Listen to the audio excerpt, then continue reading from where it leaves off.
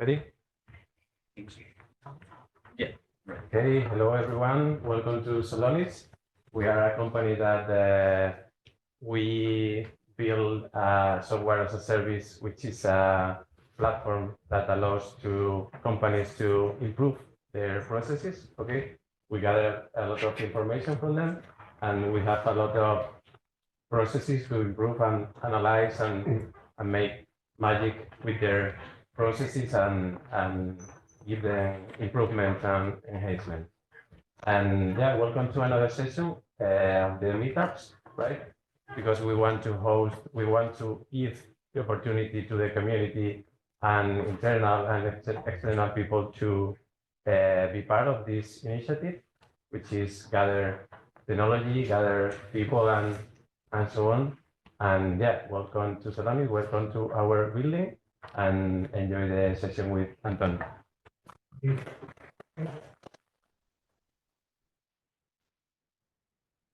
So let's start. Thank you for coming to this presentation.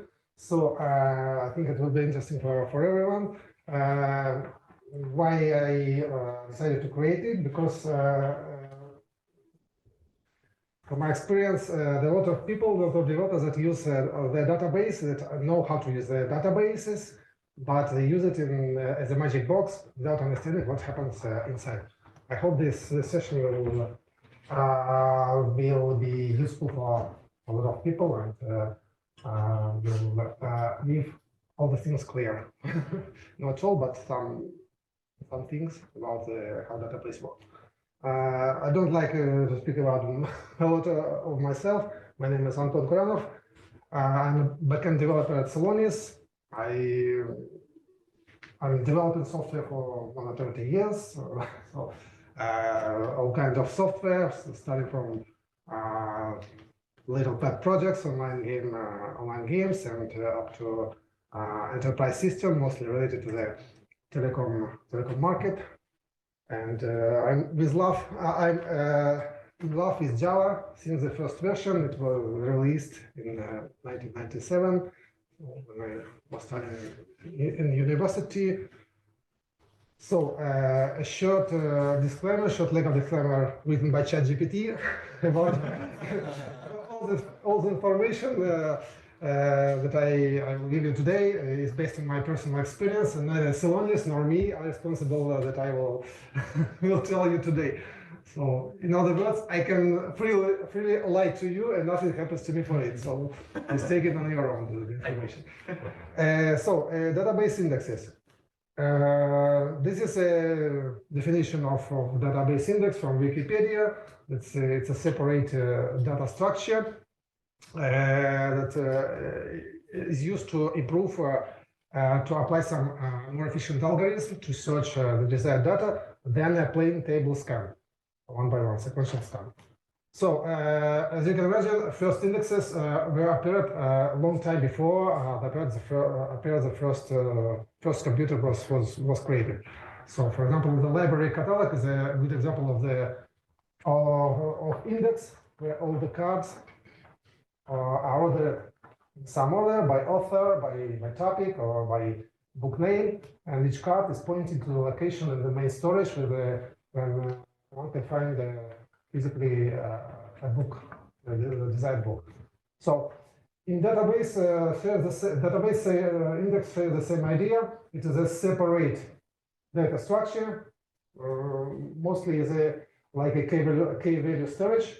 The references are rows in the source table. So index normally contains of search key, the key we use for our queries, and a reference to a row or a row set in the source table, pointing to where the row is physically located. It may be vendor specific, it may be a row ID, maybe primary key, or maybe a physical offset in the table file. So it depends on vendor. So the index structure is normally automatically synchronized with all the table changes. You don't need to update when the main table changes. Data is changed in the main table, and of course it's used to speed up to use more efficient algorithms, search algorithms than to scan a plain than a plain table scan. So what are the goals? What are the purposes of indexes? As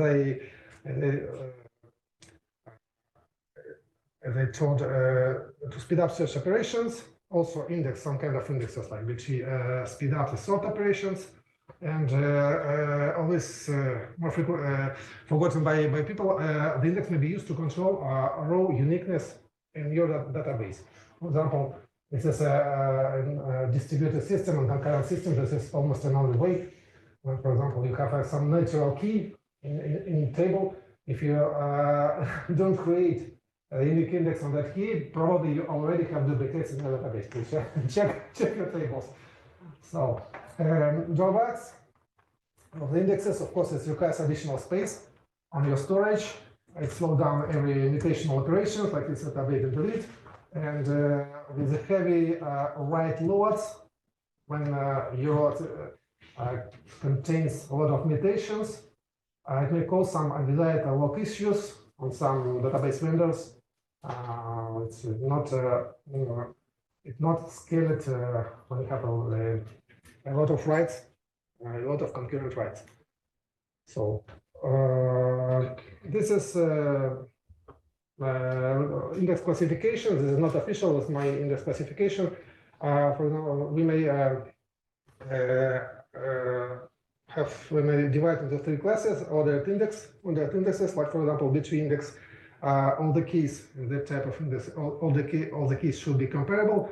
The index is maintained always ordered, so we can use it in search predicates like container queries, equals not equals, and also range queries, greater or less. So it has 0 performance on every sort operations because all the keys are already ordered, and it has a logarithmic search complexity. Another class,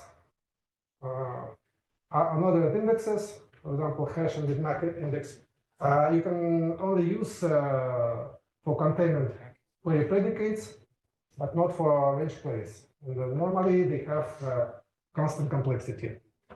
And another kind of index I can mention, like geospatial, so-called sparse indexes. This type of index doesn't point to each index entry, doesn't point to any concrete rows in the source table, but a block, instead a block of rows. So post-filtering operation should be applied when the search is performed, but it allows to narrow the whole scan, and may also may be efficient while query creation. So a few words about big O notation. We are familiar with big O notation. This it's must-know stuff because it's often asked in interview question.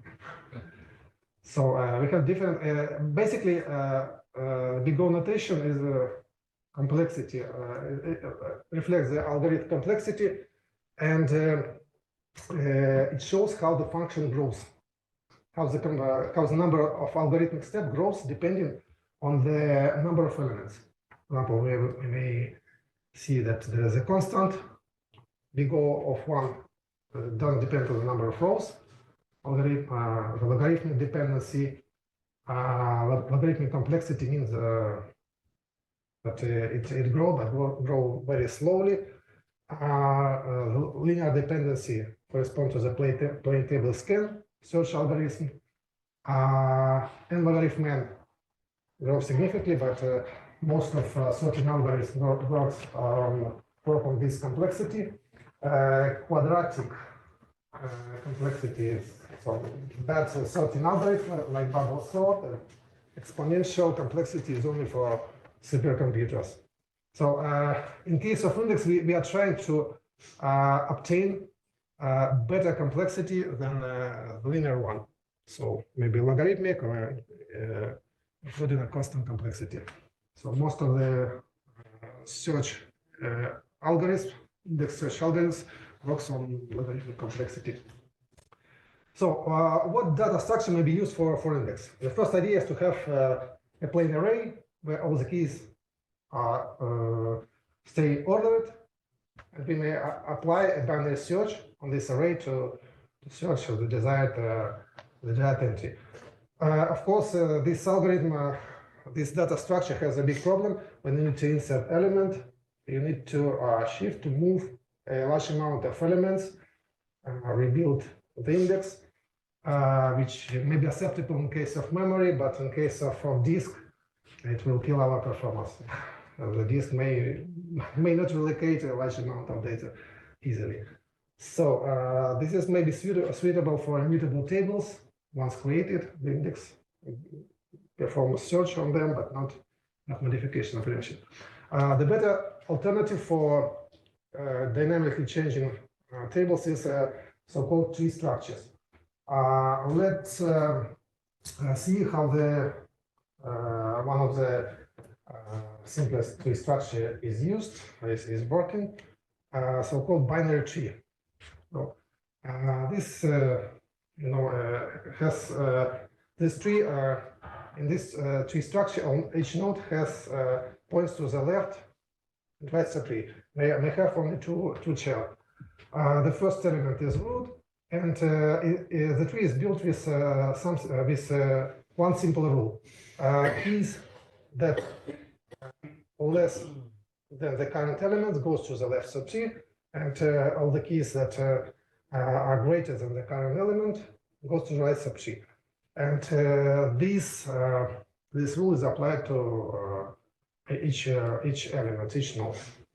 So how the search is performed in binary tree. For example, we need to search number 3 in this tree. So we always start with the root node. 3 is less than 12. We recursively goes to the left subtree. So 3 is less than 6, go to the left. 3 is more than 2, go to the right. 3 is less than 4, we go to the left, but there is no any element in the left of the tree. So we can say that the tree is not the number 3 is not contained in that tree binary. So we performed only 4 comparison operations. So we have about 11 elements. When the tree is balanced, I mean, when it has its branch widely spread as much as possible, we achieve the logarithmic complexity because the tree becomes very efficient. In the worst case, the tree is built like a linked list.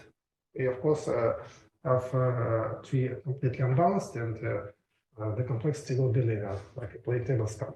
So there are several algorithms like red and black trees that maintain the tree dynamically balanced for the instant elements, and one branch becomes very large. So this algorithm performs some kind of rotation inside the subtree that changes the tree structure and maintain it balanced or near balanced. So if you need to insert the element, you simply create the leaf, and you shouldn't move large amount of data. Create the element, just create the element. It's easy to see that the tree, the binary tree, is an ordered structure to process all elements in the desired order. We should use a recursive tree traversal algorithm like this. For example, first you process all the nodes recursively in the left subtree, then process the current node, then process recursively all the nodes in the right subtree. So of course, you can use a partial search in the binary tree where you don't need to perform all the traversal of the whole tree, but only obtain the range of the values of the desired values from that tree, and it works also very efficient with algorithms. So in the real database, it is used slightly different data structure, which is a kind of mix between tree and array based structures. Instead of singular keys, each node contains an ordered array or an ordered array of keys. So Each node may point to more than two subtrees, left and right. And this subtree contains a range of values specified by the values in the byte map. In this case, for example, the left subtree, the left node contains all the values that less than 7, the middle one between 7 and 16, and the right one greater than 16. So it is maintained balanced automatically and is used by default by almost DB database engines. What's the advantage give us this index, this type of structure? Because we should know it is optimized for disk access operation. Disk is a very slow device, but instead it can bring us instead of one particular values, it can bring us a block of data. So most databases define an atomic unit, input-output unit called page, which has a fixed size. For example, in Postgres, all the input-output operation with the disk has a size of 8 kilobytes. It's a fixed number of page. So the idea is to align the size of each node with the size of a page. So, and this tree, the B tree structure, optimized not a search of particular elements, but search of the pages the database should load into memory. Because we don't care when we have the page in memory, we don't care what algorithm is used, because the memory is 1 million times faster than disk. So, okay, a few words about key order. So B tree requires that key types should be comparable. And, in case of numeric data type, the natural order is used as they are. In case of strings, strings are ordered so called lexicographical or alphabetical or dictionary order. One important thing that it is locale specific. It depends on your current settings on your database, especially when dealing with national characters. With A with accent, in one case with one settings will follow the A, or A with accent with other settings will follow the Z. So it is locale specific. Of course, this index may be used in like predicates that have semantic star Smith, but the index cannot be used in like predicates with the semantic sense V or contains. So, okay, composite keys or compound keys in other language. You may think of them. The index may be used. The index may be created by several columns. So you may think about composite keys like a concatenation of values of that columns. For example, in this case, we have index created by name and age. Of course, the column order matters in this index. For example, index created by name and age is not the same that index created by age and name. Sometimes developers forget this or don't know this rule. So data structures are different that are created in both cases. So the first one has primary order by name, and the secondary order by age. And the second one defines the primary order by age column. So the age, there is order, and the secondary order by name. So it can be used, the composite index, or index created by several columns, may be used also if you want to query only the first column. For example, in this case, if you search by name, the SQL engine will use that index because it is the compound index because it is already has a primary order by name. You shouldn't create another index having the composite index already created by name. You shouldn't create another index only by name in this case. This is also a forgotten feature by some developers. Okay, as I said, this is not the same. Index created by name and age and by age and name So of course, you can create, if you want, a functional index.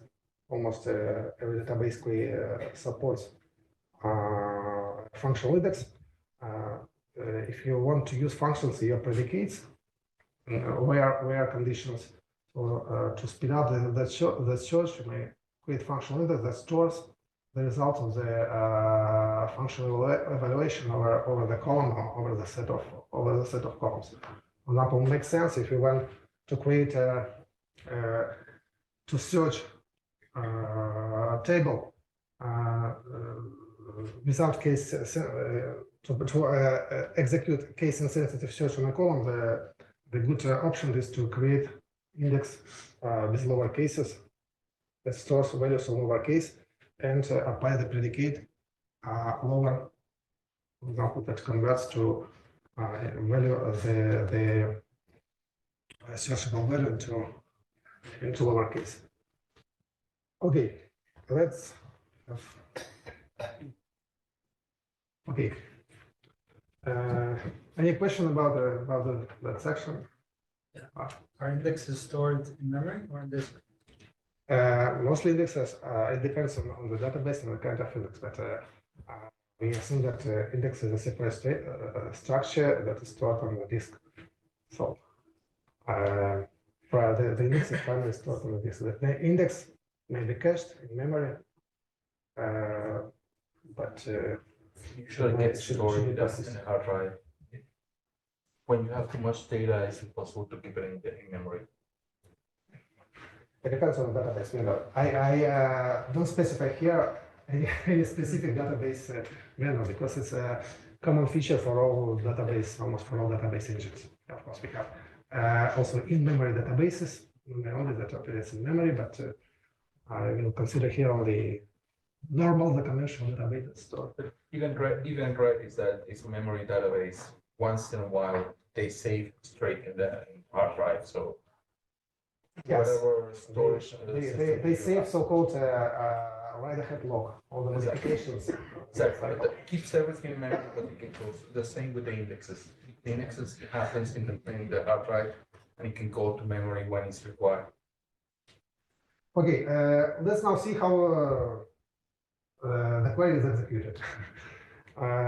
For our test, let's create that table with that structure. We have a primary key. I will use for test the conventional PostgreSQL. This is another tables. An example, it has an ID as a primary key, a status field that has only 3 values: status active, cancelled, or done. And we have creation timestamp of when the order was created, and some payload business data we don't care about it. And this table has 1 million records. For example, from the random data, randomly created data. So let's execute this query. For example, give me all the orders from the past month, ordered by create time, and the first 1,000 entries, 1,000 rows. A good skill for any developers is to be able to execute query plans on your database and be able to read them. For example, I will use PostgreSQL and Postgres plan. This is vendor specific. The query plan in this case is good to read from bottom to the top, like Java exception, bottom to the top. What we can see, it performs sequential scan. It performs a full table scan on the orders table, selecting only, applying the filter, selecting only entries that fall into the desired range of date. Then it selects 2,590 entries, and it performs a sort of the selected entries and take first 1,000 rows. So of course, a good idea, create an index on the create time column. And let's see how the execution is changed. So it's we can see it uses index scan, index only scan. No table sequential scan is used. No table is accessed. So this is a range scan because here we cannot see a filter operation because the index is already ordered and the desired range of dates is directly accessed in the index. The index is not the full index is not scanned to obtain those records. No sort operation is performed here because index is already sorted, and it's not shown here, but it does early termination. It doesn't need to scan all the 2000 entries. It does all the termination of the iteration process when it reaches the first 1000 records. So it becomes very efficient. You can see the cost is reduced significantly of this operation. The cost, they show the cost in some virtual units. It's understandable only for the creators. Okay, let's change a little bit the query. Let's query all the entities within the last month, all the orders in the last month, but only we want to obtain active orders last month. So we perform filter on two columns. The range. The first column is create time, and the second column is status. And that's the question: what index should I create in this case? We already have an index by create time, so first option I create another one by status, and that's all. The second option is to create index by compound index by create time and status. The third one, create by status and create time, or there is another better option. Okay, who was for one? Okay, who was for two? Number two. Okay, who was for number three? Who believe there is a better option? Good. Okay, let's see each option. The first option, and there is no algorithm that can combine two indexes. Imagine we have books ordered by author and books ordered, the same books ordered by title. You can combine, you can perform combine during your search, find a book, or you should use the first or the second. So it make no sense to create two indexes on the same table, because the query scanner will always use for one table only one index. So this is a common mistake of a lot of developers when they see a lot of columns in their where clause, their where statements, and they just create as much indexes for each column separately. So query planner will not use, and there is no algorithm, it can combine several indexes during the table search. Okay, let's execute it. We can see that it chooses the create time index by create time columns to find, and additionally applies for this filter, applies the filter that only filters the active orders. So we have a problem, slight performance problem with this in case where the status distribution is unbalanced. We have few active orders, but a very wide range of dates. So in this case, a lot of rows will be scanned and returned for positive result. They need to be filtered additionally. So and why query planner decided to use this index and not that, like by create time and not by status? Because let's see the structure of the status index. We call it called low cardinality column or low cardinality index. When the column values, the number of values in the column is limited. So in this case, we have only 3 values. The index is distributed into 3 huge clusters by each one, by each status. So each cluster has a huge number of results, and inside this cluster, all the entries are not ordered. So the query planner will always use the high cardinality index if it was created before instead of low cardinality. In most cases, the low cardinality index on low cardinality column absolutely makes no sense and only waste space in the storage. It will never be used. So what is when it can be used, when it makes sense to index? If we have, in case if we have unbalanced distribution, for example, we have a small amount of active orders, and all the orders is our history of it already terminated, and all the queries are made for those active orders. Okay, but in this case, we still waste disk space for constant and orders and down. So there is a different solution for this. For example, create a partial index that only indexes active orders, or for example, use another kind of index called bitmap index. But this is all this stuff is vendor specific. Not all databases support partial, or probably doesn't support bitmap indexes. So okay, the second option, we create by create time first and by status. Let's execute it and see.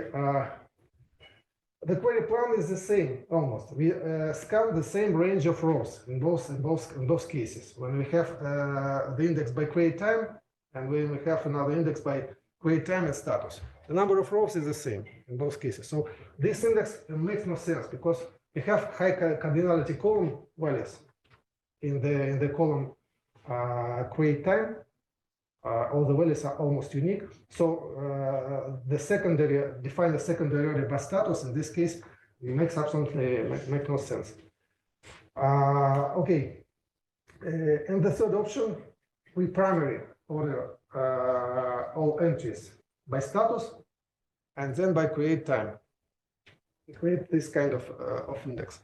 In this case, we can see that all the rows are ordered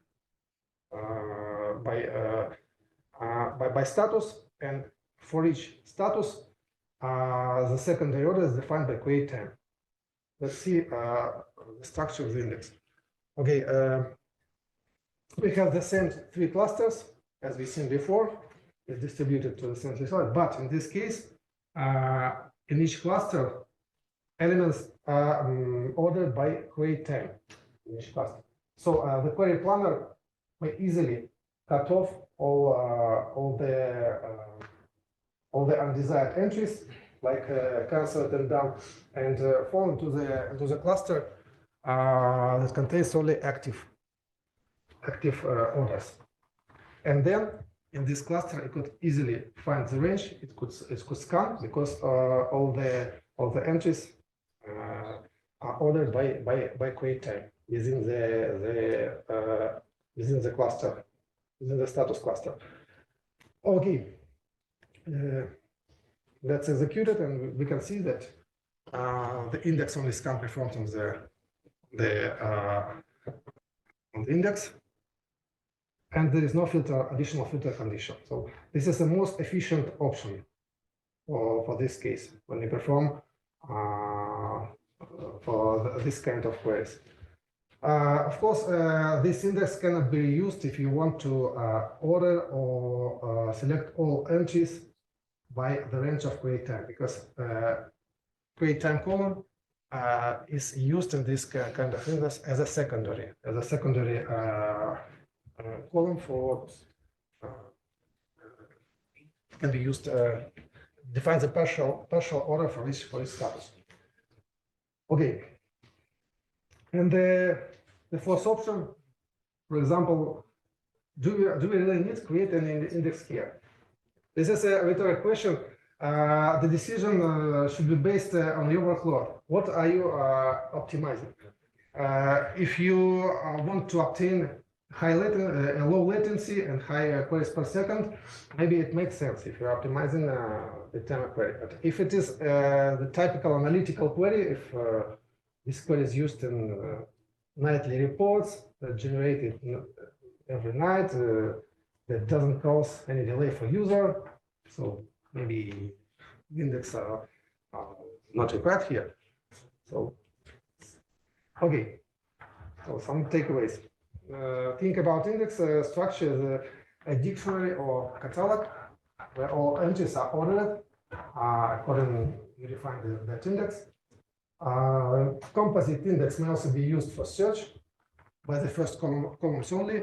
If you have a composite index, you may search by first and second and third columns. You don't need to create another index only that contains only that column. Index on the same table could not be combined, can be combined during the query execution. So only one index is used during the table scan. When you create composite index, compound index, you should follow this strategy. First column should be a low cardinality column, and the second column, the third, so high cardinality. So high cardinality column should be go at the last. Okay. Okay. Index also indexes speedups ordered by operations, and limit operations with order by, but not offset. Because you know databases doesn't have offset operation. Offset operation is offset clause is a fake. Database doesn't know how to execute offset. Because if you it should perform the whole scan of the whole range, and then offset says that only should return the last page or the last entries.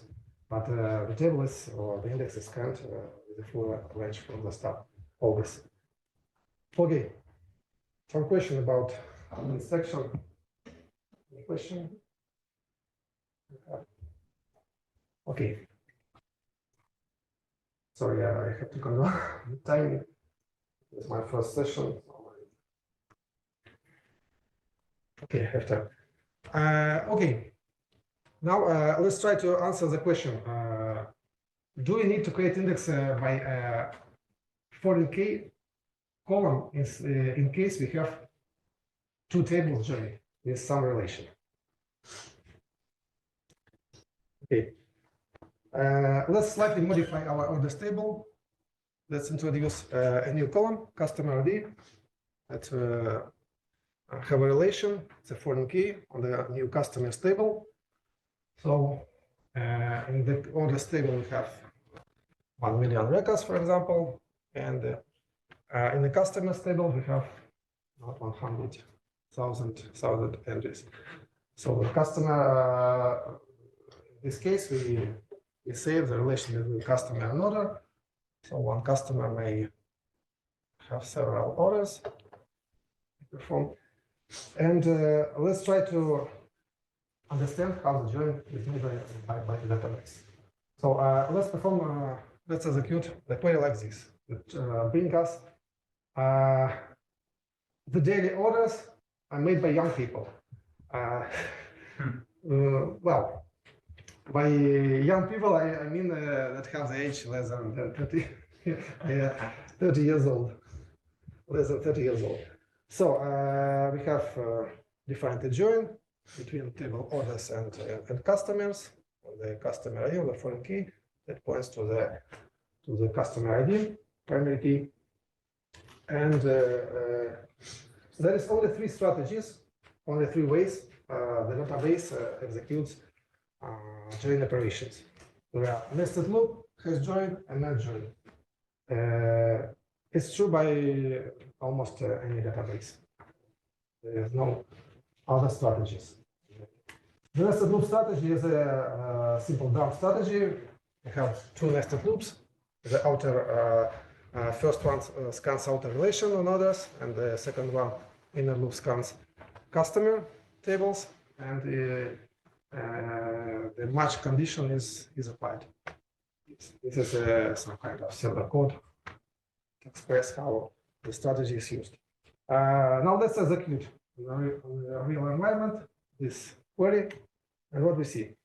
Okay, the orders table is still scanned applying data range filter.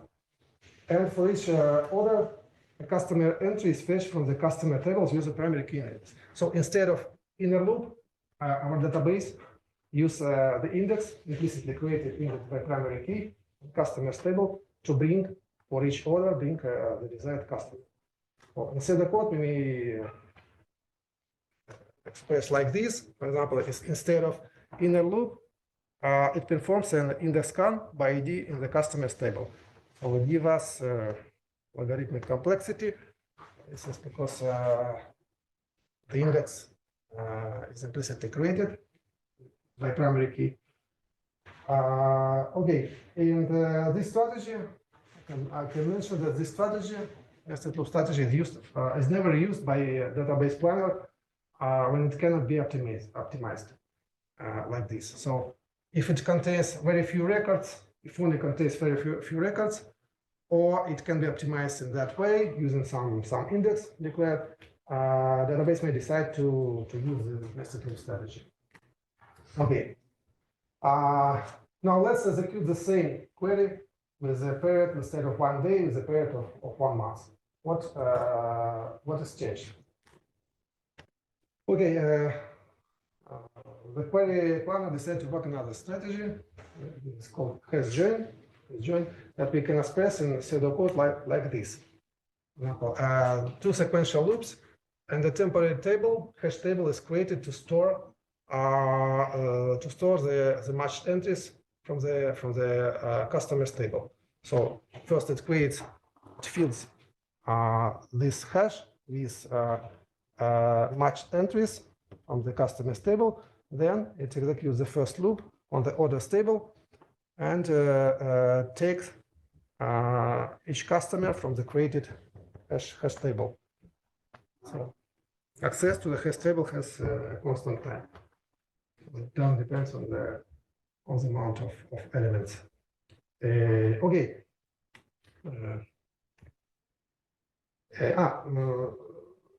I need to mention that hash table is always created in memory.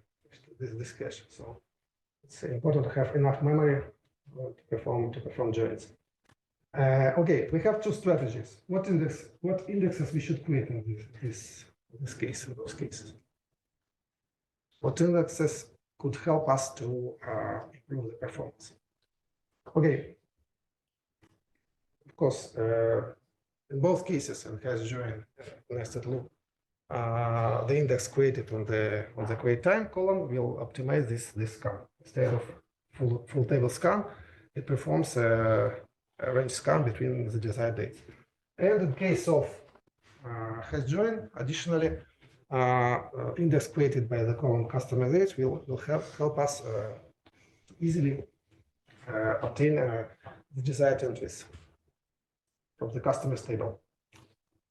Okay, as we can see here, if we create indexes, we can use those cases, index scan, hash and hash join. It's very, very optimal.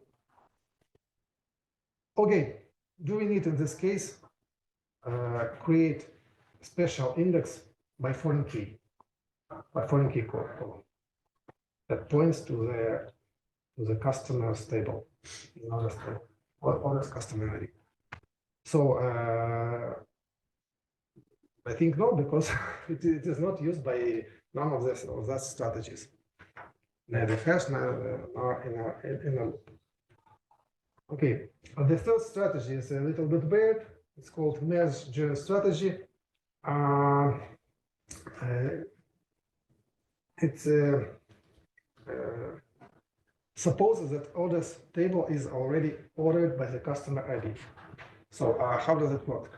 2 sliding cursors are opened during the scan. One point in customer's table, another one point to the orders table. It's supposed that orders tables is already ordered by the customer ID. And in this case, the algorithm slides move one on another cursor forward, searching for matching entries. Okay.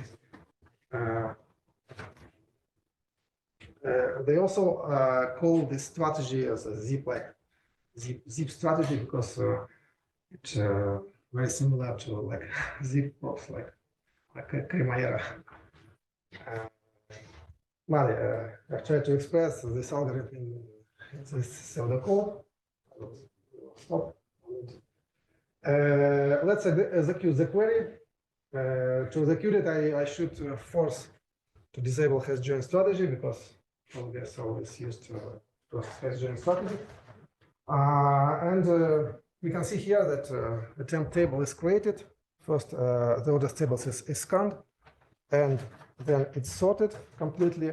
And the word materialize means that Postgres creates a temporary table on the disk internally that maintains that have all the entries ordered by customer ID field. So then it performs a merge join.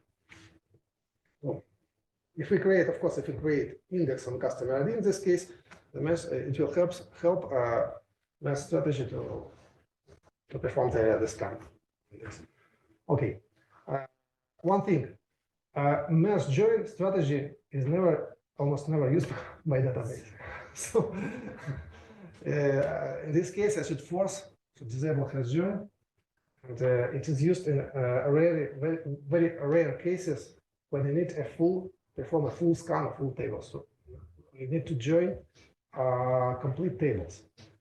If you don't need to join complete tables, you need to join some partial data. It changes strategy to another one. So the question is still the same. Should we create index on the foreign key, including for mesh strategy? I think no, because the merge strategy itself is rarely used in the real cases and mostly used on complex analytical queries. It doesn't require fast response time. So it may help analytical queries, but in real environment, we don't need to create. That's by foreign key.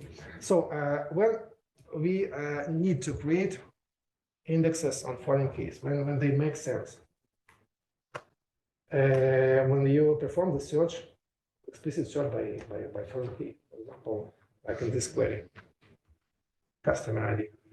So if you want to search any particular customer by their ID, the index will help you. But it is nothing to do with the joins. In joins, you don't need to create any index for these.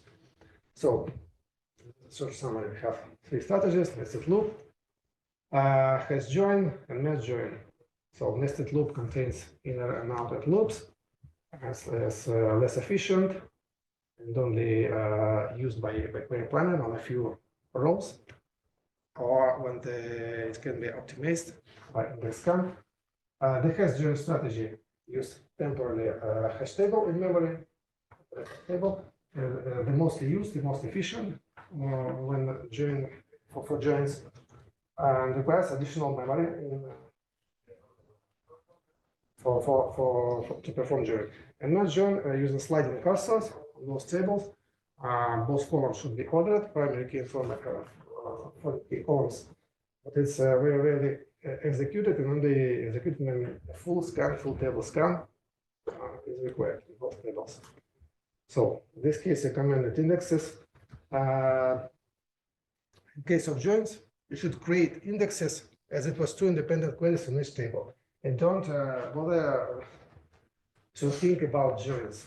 So in this case, we have two independent, one index created on customer table, another one created on the orders table, and as it was two independent queries tables. Okay, and we should not create a special index for join for foreign key columns in this case. Okay, I will skip with your permission this one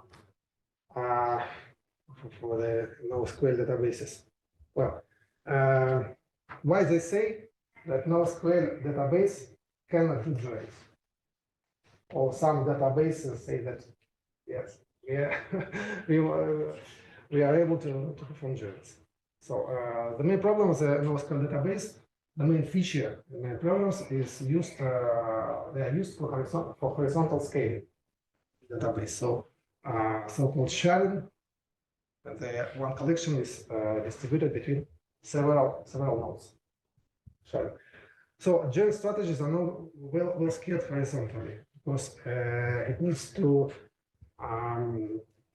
large volumes of intermediate data to be passed by the network from one node to another. You can scan one collection, but then your query should randomly query all the nodes to perform join.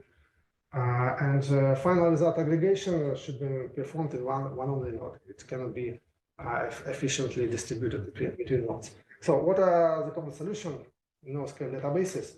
The normal solution don't use join and inject all the data in the same collection, all the required data. For example, in this case, we may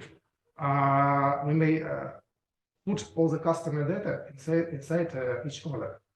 So and have it all the data in one collection instead of having two separate collections. That means each order we have all the customer data inside the same order. And the second solution, use relational database whenever possible.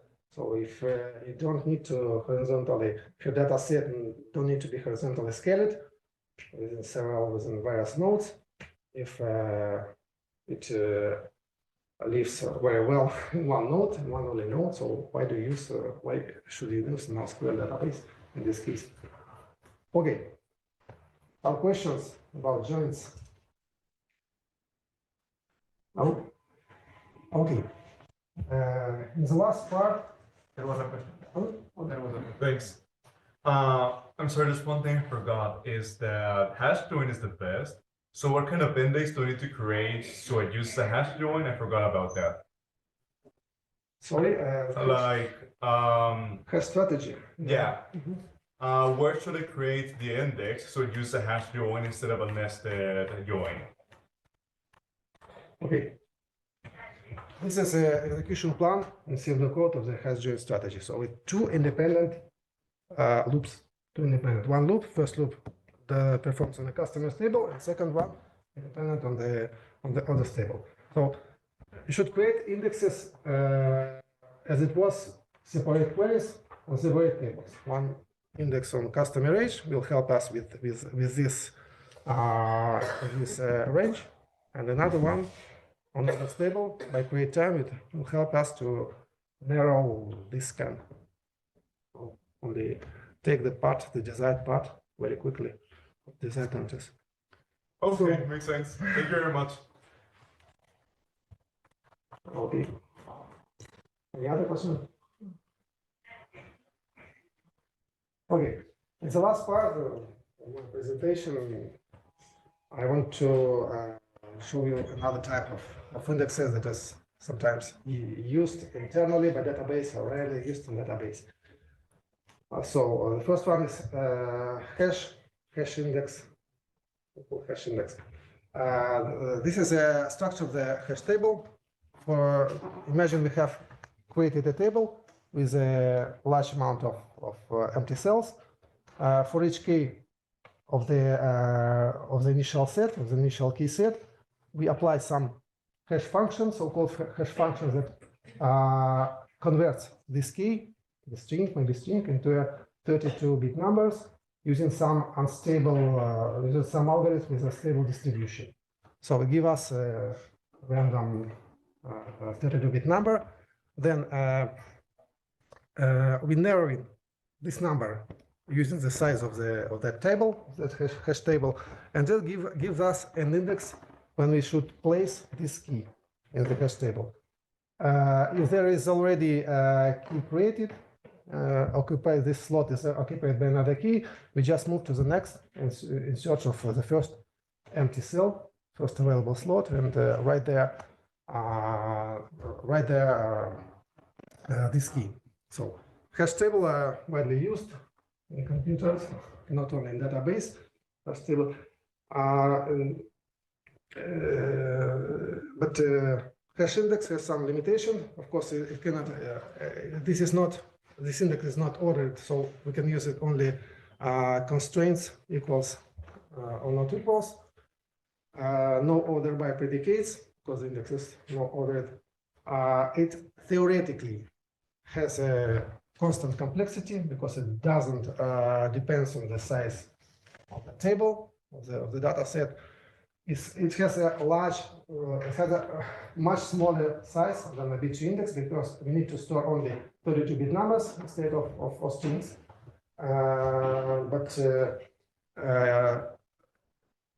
Expensive rehash operations. Rehash operations occurs when the initial size of the hash tables is not enough to store more entries. So the index should perform the rehash operation to allocate a bigger table and repeat the insertion of that keys. So it is not suitable for hash index for tables that dynamically change their size, their key set. So there's vendor-specific limitation like no unique constraint, no multi-column, etc. And the curious thing that, for example, creators of the PostgreSQL do not recommend a use hash index unless there is a strong reason. So they say that every benchmark they test the conventional B-tree index beats the hash table index. I don't know why, because theoretically it gives us better algorithmic complexity, but in real case, The problem is that has to grow. When it has to grow, the case that you presented, customer table, that would have been a bad example for hash because the orders table, that should be growing continuously. That will keep growing. Immediately you will break the size that the hash. Yes, a lot of rehash operations. Exactly. Right? So you go to the rehash. That's why it's lower because it's just. I think also because the data is unstable distributed, Yeah. and it should load a lot of pages for the same for the closest data. So load from the lot of pages. For that is fantastic because customers Something is stable. will be more stable than orders. Okay. Okay, thank you. So another interesting type of index is a bitmap index. Not all vendors supports bitmap index. For example, Oracle does supports bitmap index. You can create them, but Postgres doesn't have bitmap index explicitly, but it used internally bitmap already. The idea of the bitmap index is it is widely used for a low cardinality column, like we have the status column, for example. And the idea is very simple. For each status, we create, and for each row, for each value, for each column value, and for each row, we create a bitmap that points, that says us that that row contains the desired value. If it is 1, the row contains that value. If it is 0, it doesn't contain. So this map, the bitmap, is built by each value of the column. So it can easily be combined for end operations. With end operation, which need to process bitmap end. Bitmap end is very fast and suitable for row cardinality column. Used as a base for full text search and other kind of indexes. But it has strong performance gap on mutation operation. For example, like insert, update, or delete, because you need to rebuild almost all the index. Instead, some hacks are used by database vendor when it doesn't rebuild on every update. I have a kind of buffer when all the updates are accumulated until the buffer will be full. And in this case, the index, the bitmap is rebuilt in batch in one operation. So to reduce the size occupied by this index, some compression algorithm may be used, like length encoding, Huffman, etc. Also, it may be interesting to that secondary bitmap may be created on the block of indexes, on the block of primary bitmap, that show us that this block does not contain the required value. And this block is even never stored on the disk. It doesn't, for example, like this, it doesn't contain any value, so this block shouldn't be stored on the disk. And also, maybe created the hierarchy of the several levels of the bitmap. So bitmap not only points to the particular row, but may point to a block of rows. Full text index. This is a kind of the same bitmap index that is built using text token.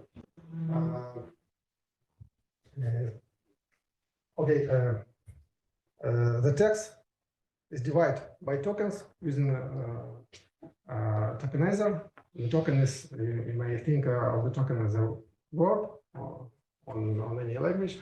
So the tokenizer removes all the preposition, terminations, and so on, articles from that, and leave only particular token. Then for each token, a bitmap is created, pointing rows when this token is contained by this token. So when you perform the full text query search, it is also processed by the tokenizer and applies a bitwise AND between the desired token. For example, in this case, we can see that the row number 7 contains all the required tokens in the query. In Postgres has special indexes like gene, trigram, and full text indexes. They all use the same algorithm, but the difference is tokenizers. How to split the initial text by tokens. For example, if you have a JSON, the one tokenizer is used. If you want to search in plain text, that another language specific tokenizer is used, but internally they all use the same algorithm. Okay, the last one, index. Was to mention is geospatial index. Geospatial index is used also use a tree based structure called R-trees, and it is used in queries like, for example, find me all objects, find all restaurants near my current locations with a distance of 500 meters, for example. So how it is built, this index? It is built using so-called bounding rectangles. All the objects on the map, imagine, are surrounded by some rectangle. And we have a set of that rectangles of the same size or maybe slightly different sizes that bounding the objects on the map. So on the next level, we have another rectangles that bounding those rectangles created by us. So the tree is used. The tree is created using rectangles on different scales. On the top level of tree, we have a set of rectangles that covers the large surface, and when we move from the toppest one rectangle to a new level, that it contains only rectangles that contain within the toppest one.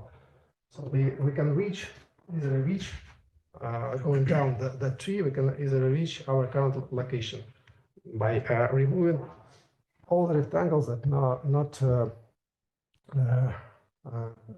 that doesn't correspond to our current location, to the desired point on the map. So I think this explication, as I hope, was understandable. So it's much like you perform zoom on the map. So we have the bigger rectangle. So in the scale zooming the map, we have several rectangles within the bounding one. You choose that correspond to your location, to the desired location, and so on. On the bottom level, you of course have all the objects on the map. Objects on the map. Okay. So takeaways of the session. to create indexes based on your queries and not on your data model. So you should say no to preliminary index creation. When you create a database, you should not create any index when you plan a data model at all, possibly, because not all queries require the optimization. Because you may be surprised that you think when creating index, you think that the query executor will use this index. You'll be surprised in production that your index, you created index, make no sense at all. So the second advice: know your data. Relations between data model and table volumes, because it may impact the query planner, the way it executes real queries. So know your workload. What queries need to update? Why? If you're searching for QPS and low latency, so maybe need to be optimized. In other cases, like analytical queries, maybe shouldn't be optimized at all, shouldn't create an index of this. Learn how to read query plans on your DB. This is must know skill, and possibly try to obtain query plans for your production environment if possible. Because even if you have your test environment, bench environment, pre-production environment is all the data set you have in production. The query planner may be executed a different way that on your production environment. It depends on a million of factors the query planner takes into account when planning the execution. This is sometimes the behavior of the query planner is completely unstable. It depends even on the time of the day when the current workload. So it's a good idea to set up a monitoring tool. Then you can easily find the hotspots if the query need to be optimized or not. So use right index instruments for different needs. We were speaking a lot of B-tree index before, but don't forget that there are other instruments, cache indexes, bitmap, and so on. And there is no magic under the carpet. Only that of computer programming. Like it says, don't I quote. So thank you so much.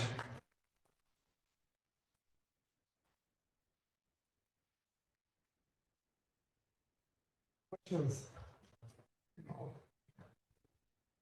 Yeah, thanks for the presentation for this. I want to go back to the indexes. I'm wondering how the functional indexes work under the hood, or should I say under the carpet. Functional index. Yeah, like lower, by calling the function lower. Okay. The column. Try to. Does it create like a new column under the hood? No. The functional index is the dump function applied to the column values. Nothing more. You have column like name, for example. We create functional index lower name. That index will contain only resulting entries after applying this function. For example, all the names are in lowercase. Index to be used by the query, of course, you need to have the same function in your predicate or the why or where. If you order by name instead of lower name, this index will not be used. Okay, so you have to create an index separately. Okay, I missed the part. I thought it was because by default it's case sensitive. You want to create some. You may apply any function you want to index. Another question regarding the geospatial, index. Basically, you were indicating there was by rectangles, but then I read so yes, objects are grouped and then circles, spheres. I don't. You're right, you can do the right. It is not used only by index engine, but database engine. For example, in computer graphics, the ray tracing algorithm, all the scene is created on the scene with the same structure. We call this slightly another way. It's called S3 because the object in 3D scene is surrounded by sphere. So, but they have the same idea from the largest one to the most detailed. That's why that's how the index is, the geospatial index is working. So if it's flat like that, it can be rectangle, but if we are talking a 3D space, we'll go to sphere. Yeah, Okay. because it's very easy to implement algorithm of intersecting the way with the sphere. So the sphere is from any side is the same. Just in game engines. This is only the idea. I hope suppose Google has its own implementation based on this idea, but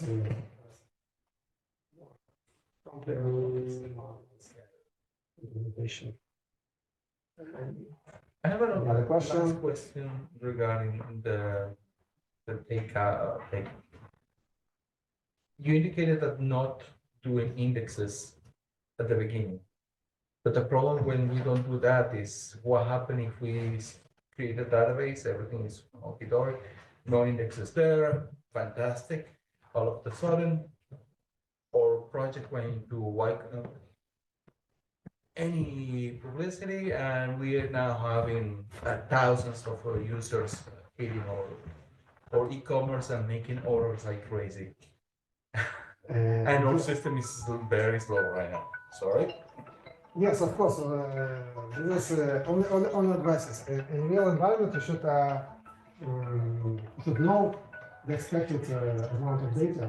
Of course, you can create the desired indexes, the necessary indexes. In some cases, for example, highly load systems, like the social networks, for example, the whole database is created, the whole data model is created to consider the query. It's adapted to data model to be fast for some kind of queries. It happens that you need to duplicate your data to introduce redundancy, some storage, but each collection is optimized for such type of queries. So here we are speaking about the relational databases. Have another idea. First, we create some unique model, that model our form, real world, our subject area. So, and then we perform queries we would like to have. So, as I said, the good option is to set up a monitoring tool and monitorize your data flow. If you detect some inefficiencies, may create index, a particular index. Yeah, but creating an index can be costly. Creating an index, it can be very costly because imagine you have now a table with 1 million records, and now is when we realize that, oops, this is very slow. Created an index of It depends on the amount of data, of course. Sorry to interrupt you, but we have the networking with that you have Anton to do a lot of questions because we already have the food prepared for networking and maybe it's getting a little bit cold. Yes? Yes, a very short question. I'm not a developer, but I was involved several years ago about the building of a database, a full text database of the other building, the Spanish Patents and Trademark Office. You know, it was a CD with all the bibliographic information of Spanish patents. I was involved in that project. And now I was wondering, what about the AI, the deep learning, TensorFlow?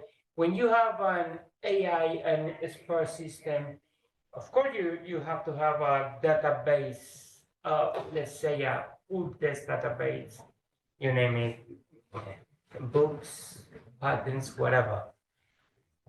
When the TensorFlows act over this database, it makes indices. How can give you some AI results over a full test database, one of these systems? Are special indices? AI What is kind of based on indices the are? neural network. So it has a slightly different structure than the conventional index, and one neurons of one layer are connected with each one of another layer. So I think we don't use indexes at all because there is no queries. There are no most efficient algorithm, but you can narrow your search result because when the neuronal network is active, all the neurons are used at the same time. Signal is transmitted over the all neurons. There are no stuff to cut off. I mean, there are no data that need to be narrowed, to be excluded from the result set. So this is a little bit another type of data, another type of structure, not related to the directly to the database. I think that we can give a big applause to Anton.